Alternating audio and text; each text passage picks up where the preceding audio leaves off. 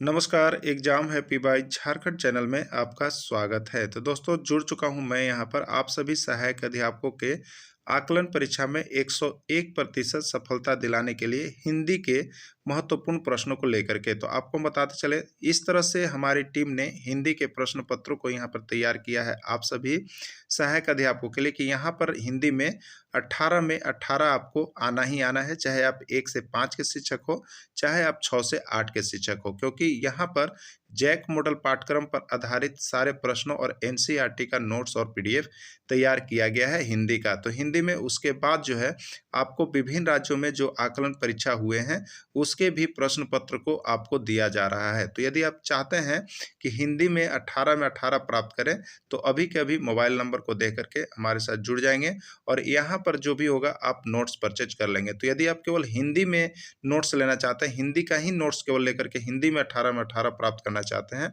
तो आज आपको यहाँ पर नोट्स केवल हिंदी का 30 रुपये में मिल जाएगा। और यदि आप पूरी सब्जेक्ट का तैयारी 351 रुपये में आपको करवाया जा रहा है, जो कि हमारे यूट्यूब टीम की तरफ से मेगा ऑफर दिया गया है और यह मेगा ऑफर केवल 50 लोगों के लिए ही वैलिड होगा। तो 501 रुपये वाले कोर्सेज अब आज आपको 351 रुपये मिल रहे हैं। तो आप यहाँ पर लेकर के जुड़ सकते हैं, पढ़ सकते हैं, सारे नोट्स और पीडीएफ देख सकते हैं, जिससे कि आपको 101% यहाँ पे सफलता की गारंटी हमारी यूट्यूब टीम दे रही है। तो आप अभी जुड़ेंगे तो हम आप लोगों के लिए विभिन्न राज्यों में हुए आकलन परीक्षा के प्रश्न पत्र हिंदी को लेकर के आपके बीच उपस्थित है। ठीक है, तो इसके पहले यदि आपने हिंदी की क्लासेस सारे नहीं देखी हैं तो यहाँ पर हिंदी का जैक मॉडल पाठ्यक्रम पर आधारित सारे प्रश्नों को बना दिया गया है, जिसमें आपको 101% प्रश्न भेजने की आपको गारंटी हमारा यूट्यूब दे रहा है। तो आप अभी देखेंगे यहाँ पर जैसे छत्तीसगढ़, बिहार, गुजरात में जो आकलन परीक्षाएं गोवा में की गई है सहायक अध्यापकों के लिए, तो उसी का प्रश्न पत्र लेकर के हम आपको आए हुए हैं। तो किस में क्या पूछा गया है वो सारे प्रश्न पत्र को आप यहाँ पर देखेंगे, लास्ट तक बने हुए रहेंगे। और हिंदी में आप यदि 18 में 18 करना चाह रहे हैं तो आपके लिए यह बेस्ट चैनल होगा और यहाँ से सारे नोट्स और पीडीएफ आप खरीद करके पढ़ सकते हैं। यदि आप केवल हिंदी का ही नोट्स चाहते हैं तो आप यहाँ से 30 रुपये में परचेज कर सकते हैं, ओनली फॉर हिंदी 18 में 18 के लिए। ठीक है, सारे राज्यों के प्रश्न पत्र के साथ साथ यहाँ पर जैक मॉडल पाठ्यक्रम पर आधारित प्रश्नों के लिए ओनली फॉर हिंदी 30 रुपीज में आपको मिल जाएंगे। ठीक है, चलिए देखिए पहला प्रश्न क्या आया है। दसमुख में कौन सा समास है? दसमुख में कौन सा समास है आपसे पूछा जा रहा है। कर्मधारय समास, द्विगु समास, द्वंद्व समास या बहुब्रीहि समास, कौन सा समास होगा? देखिए आपको समास का सारा नोट्स और पीडीएफ जो है आपको बना दिया गया है, आप यहाँ से परचेज कर लेंगे और उसका नोट्स जब आप देखेंगे और वीडियो, तो आपको समास से कभी कुछ छूटेगा ही नहीं छूटेगा। यदि आपका समास कमजोर है तो आप यहाँ से नोट्स ले लेंगे और बात कर लेंगे। ठीक है, तो देखिए यहाँ पर दसमुख में कौन सा समास है आपसे पूछा गया है और ये आपके बिहार आकलन में पूछा गया प्रश्न है। ठीक है, जो 2013 में आया हुआ था। अब दसमुख, तो दसमुख का मतलब क्या होता है? देखिए दसमुख मतलब 10 हो मुख जैसा। ठीक है, दसमुख कह लें या दशानन कह लें, होता है ना, तो 10 हो मुख जिसका। ठीक है, तो देखिए यहाँ पर संख्या है 10, 10 क्या है? संख्या। तो इसको हम संख्यावाचक यानी द्विगु में भी डाल सकते थे। किस में डाल सकते थे? द्विगु में।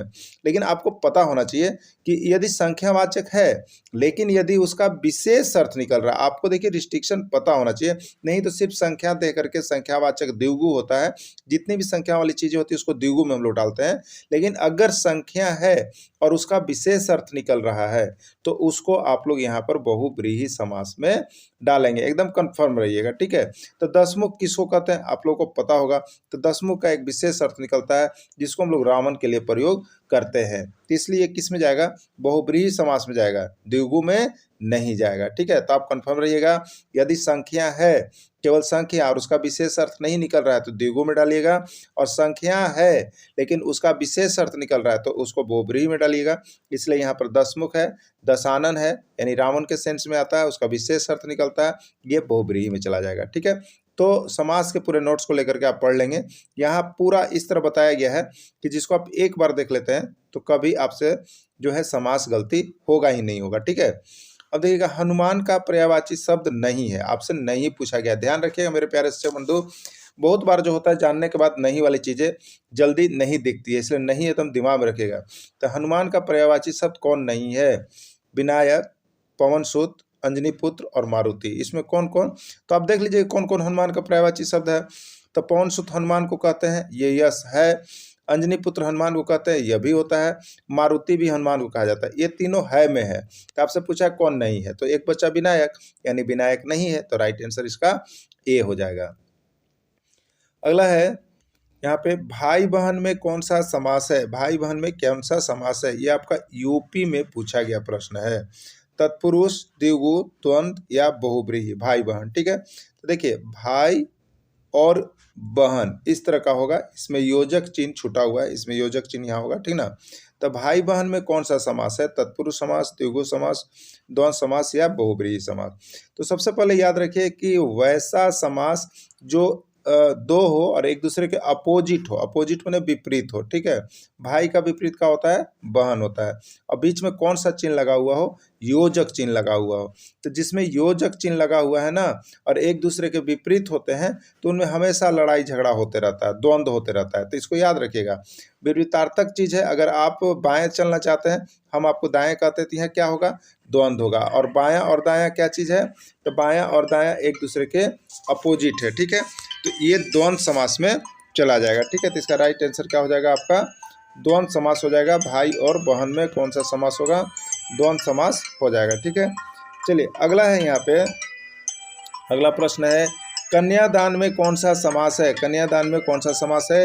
ये छत्तीसगढ़ में पूछे गए प्रश्न है आपका, कन्यादान में कौन सा समास है, तत्पुरुष, द्विगु, द्वंद्व या बहुव्रीहि। ठीक है, तो देखिए कन्यादान का सबसे पहले आप विग्रह कर लीजिए ना, कन्या के दान ना, कन्या का दान जो करने वाला, कन्या का दान करने वाले को, कन्या का दान जो करता है उसको कन्यादान कहता है। ठीक है, तो देखिए यहाँ पर कन्या को जो दान करता है उसको कन्यादान कहते हैं। अब देखिए यहाँ पर याद रखिएगा कि आप समास का विग्रह कीजिएगा और उसमें कारक चिन्ह आए, बीच में कौन सा चिन्ह आ जाए, कारक चिन्ह ना, कारक चिन्ह आ जाए तो वो तत्पुरुष समास में जाएगा। किस में जाएगा, आपको तत्पुरुष समास में चला जाएगा। तो कर्ता ने कर्म को क्या चीज है, कारक चिन्ह है। को कौन सा चिन्ह है, कारक चिन्ह है।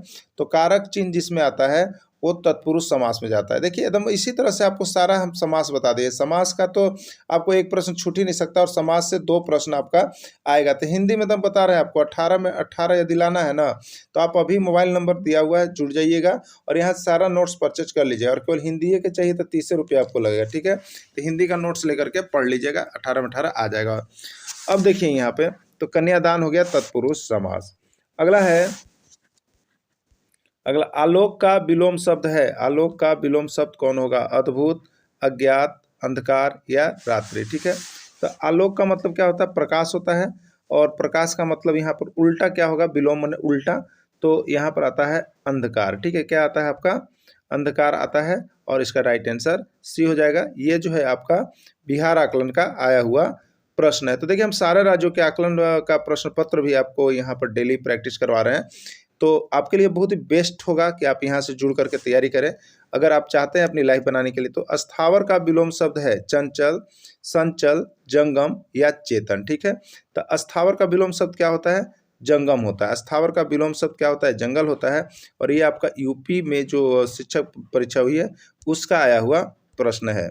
अगला है, एकाधिकार का विलोम शब्द है स्वकृत, परमाधिकार, सर्वाधिकार या नारकीय। ठीक है, तो एकाधिकार एक पर अधिकार होता है, तो एक का सब होता है यानी सर्वाधिकार। एकाधिकार का विलोम शब्द क्या होगा, सर्वाधिकार हो जाता है।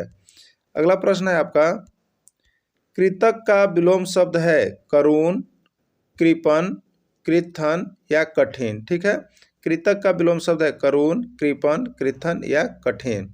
तो कृतक का होता है देखिए कृतधन, क्या होता है, कृतधन होता है।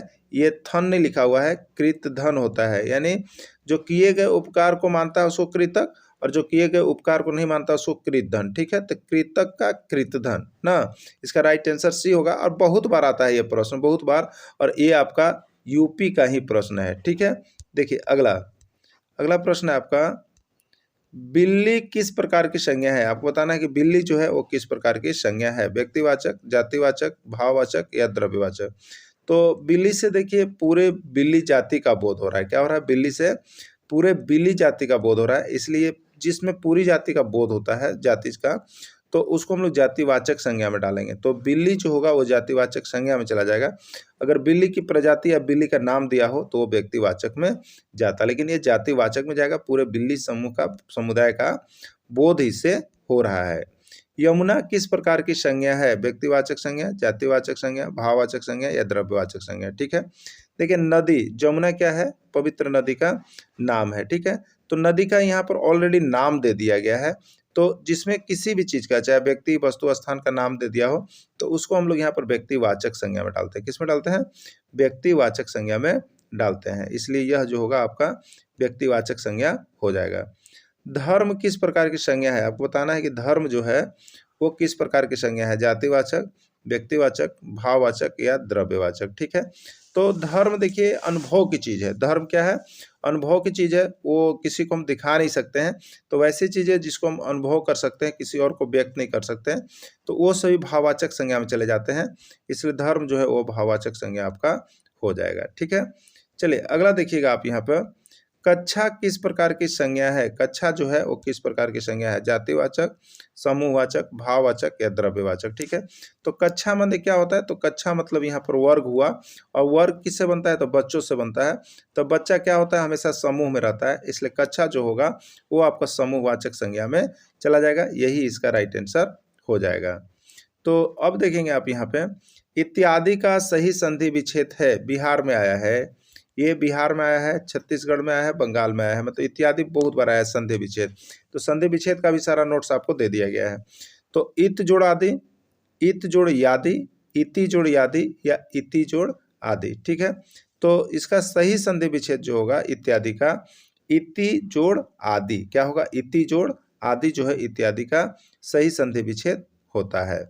अगला प्रश्न हो जाएगा आपका, सीता पुस्तक पढ़ती थी, यह किस काल का उदाहरण है? देखिए अब आपको टेंस में आ गया काल, तो काल से भी प्रश्न रहते हैं। तो सीता पुस्तक पढ़ती थी, यह किस काल का उदाहरण है? तो सबसे पहले देखिए आपको यहाँ पर दिया हुआ है थी। क्या दिया हुआ है? थी। अगर थी दिया हुआ है इसका मतलब है कि यह भूतकाल में। सबसे पहला चीज पहचान हो गया, भूतकाल का हो गया। ठीक है, अब देखिए पढ़ती थी, तो जिसमें ता, ते, ती लगा हुआ रहेगा तो उसको हम लोग बोलते हैं सामान्य। क्या बोलते हैं उसको? सामान्य। तो यह किस में चला जाएगा? भूतकाल का है, और तातेती लगा हुआ तो सामान्य होगा, यानी इसका राइट आंसर क्या होगा? सामान्य भूतकाल होगा। ठीक है, जिसमें तातेती लगा रहेगा तो सामान्य होगा। अगला है यहाँ पे, शायद पिताजी टहल कर आ चुके थे, यह किस काल का उदाहरण है? ठीक है, तो सबसे पहले तो हम देखेंगे लास्ट में थे लगा हुआ है। क्या लगा हुआ है? थे लगा हुआ है, इसलिए ये भूतकाल का है। ओके, पहला चीज भूतकाल हो गया। अब टहल कर आ चुके थे, और देखिए शायद, शायद मतलब क्या होता है? संदिग्ध होता है, माने भविष्यवाणी कर रहे हैं हम ना, तो ये संदिग्ध में चला जाएगा कि आए हैं कि नहीं आए हैं, अभी क्लियर नहीं हुआ। तो संदिग्ध भूतकाल होगा। क्या होगा? संदिग्ध भूतकाल इसका आंसर हो जाएगा। अगला है आपका, अगला प्रश्न है, सीता वन को पहुंच चुकी थी, यह किस काल का उदाहरण है? पूर्ण भूतकाल, सामान्य भूतकाल, संदिग्ध भूतकाल या अपूर्ण भूतकाल। देखिए सबसे पहले तो हम देखेंगे यहाँ पर थी लगा हुआ है, थी लगा हुआ है तो ये भूतकाल हो गया। क्या हो गया आपका? भूतकाल का हो गया। ठीक, और सीता वन को पहुंच चुकी थी, पहुंच चुकी थी मतलब कि वन पहुंचने का काम सीता पूरा कर ली है। पूरा करना मतलब पूर्ण करना। ठीक है, तो यह किस काल में जाएगा? तो जिस काल में काम पूरा हो चुका होता है तो उसको हम लोग देखिए कहते हैं पूर्ण भूतकाल। क्या कहते हैं उसको? पूर्ण भूतकाल कहते हैं। तो इसका राइट आंसर ए हो जाएगा, पूर्ण भूतकाल में चला जाएगा यह। अगला है यहाँ पर देखेंगे आप, इनमें संयुक्त व्यंजन कौन सा है? संयुक्त व्यंजन इसमें कौन सा है? म, ल, त या ग। ठीक है, ये आपका यूपी, एमपी, छत्तीसगढ़ सभी जगह पूछा गया है संयुक्त व्यंजन। तो देखिए हम संयुक्त व्यंजन में किसको किसको रखते हैं? तो छ, त्र, ज्ञ ना, और एक होता है सर, इसको हम लोग संयुक्त व्यंजन के अंतर्गत रखते हैं।